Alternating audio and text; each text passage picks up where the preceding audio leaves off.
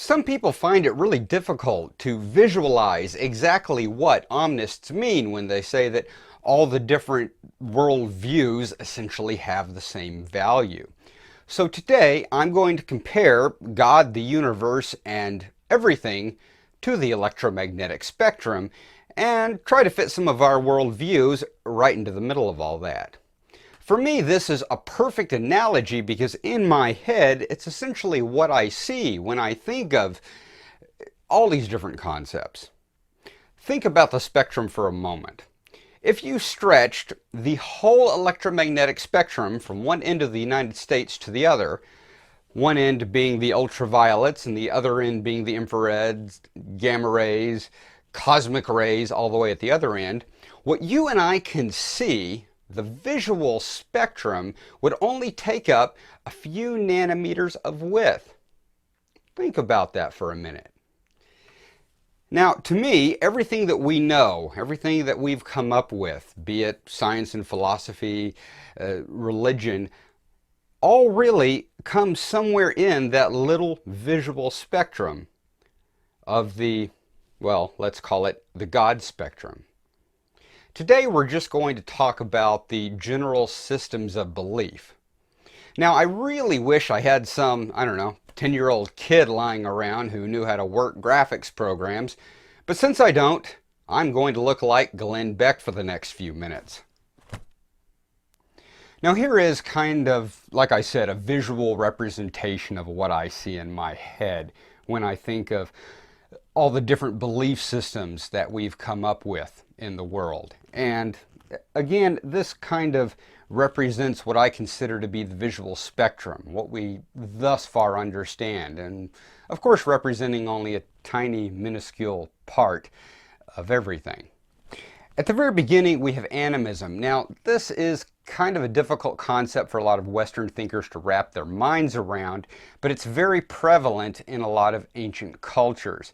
A really good example of this would be Japanese Shinto, where they believe that everything, you and me and the rocks and trees and mountains and sun, all have these individual spirit essences, or kami, as they call them.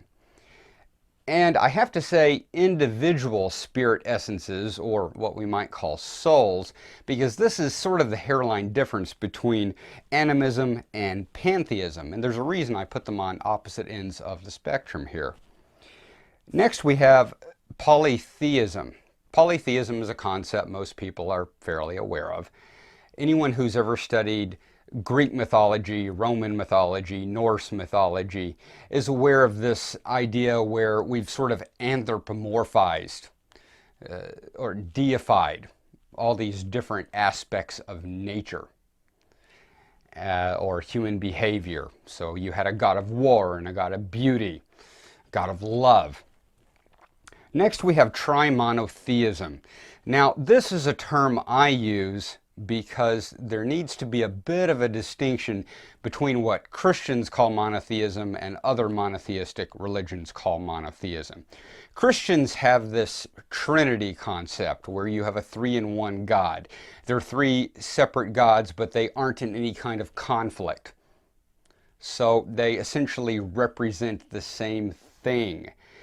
Now, obviously, Judaism and Islam have a problem with this concept because they worship one God, a monotheistic God, a single entity that created everything. So they don't quite understand the Christian view of that, and to them, Christians aren't really monotheistic. So that's why I use this term, trimonotheism, monotheism for Judaism and Islam and religions like that. Here at the other end of the spectrum, we have panentheism and pantheism, and they could virtually be their own spectrum. Keep in mind, though, that this entire spectrum could stretch out as long as you wanted it, and all kinds of things could be placed in between. These aren't really lines. They work just like colors. If you saw the electromagnetic spectrum at a distance, you'd simply see one color bleeding into the next, and this is exactly the way I see this. People don't just fit into one category or the other. They actually move up and down these various gradients as their belief systems change. Now, Pantheism, simply put, it's a lot more complicated than this, but very simply put, states that everything is God. Everything. You and me, the entire universe, all of reality is God. Panentheism essentially states that we are all in God. One example of this would be Jewish Kabbalah. They state that everything was created by the Ein Sof, or the source, the everything. And it ripped a hole in itself to create creation, to put creation inside. And even Yahweh, the Jewish God, is a part of that. So this is a case where we are all inside of God, but God is somehow still outside of reality, outside of time, outside of existence. Where pantheism is simply making this very broad statement that everything that exists is God. Now, pantheism can be looked at in so many different ways, it isn't funny. A lot of atheists will fall into this category of pantheism, and pantheism has also become very popular in a lot of neo-paganism. By stating that everything simply is God, then if you wanted, you could just remove the God part and just say that everything is. Instead of believing in everything being God, you can just believe in everything. In short, just believe in reality. And if you do that, you get to the next point of atheism. Now, it's this gradients in here that I get into so much debates about, where people say, well, how can you believe in both believing in God and not believing in God? Well, that all actually happens right here in this little gradients between pantheism and atheism. And of course, atheists very much fall into these gradients. You can't just say an atheist usually will fall just into atheism. Very often people won't believe in God, but what they'll really mean is they don't believe in the monotheistic God. They don't believe in the polytheistic gods, but they do believe in God in a way. And so that can get incredibly complicated. But this is why this spectrum exists, because you can be atheist and actually fit somewhere in here, or all down the line. It's not as simplistic as just a bunch of categories. Now, the only specific religions I'm going to mention are the four listed here, because they're very omnistic in nature, and to a greater or lesser extent accept the entire spectrum of beliefs within their system of beliefs. The Baha'i are a very Islamically based religion who consider themselves to be in the line of Abraham, Moses, Jesus Christ, Muhammad, and of course their religious leader, the Bab, or Gate, from the 1800s. They accept all religions as being true and try to represent them to a greater or lesser extent, not only in their festivals and holy days, but in their philosophy. Jainists are from the same area as the Hindus. They are also very philosophical, very rationally based, and also accept all religions. Universalists, or Unitarians, are very universalist in nature. They're a more Christian-based system, largely in the United States, who draw on all kinds of different belief systems and incorporate it in their own cosmology. Now, the Hindus are probably the ones I'm most aware of, because I spent a lot of time in a Hindu temple and I was friends with a lot of Hindus. I was particularly fascinated with their system of beliefs, because not only do they essentially believe in this entire spectrum, but there's examples of it all the way through Hinduism.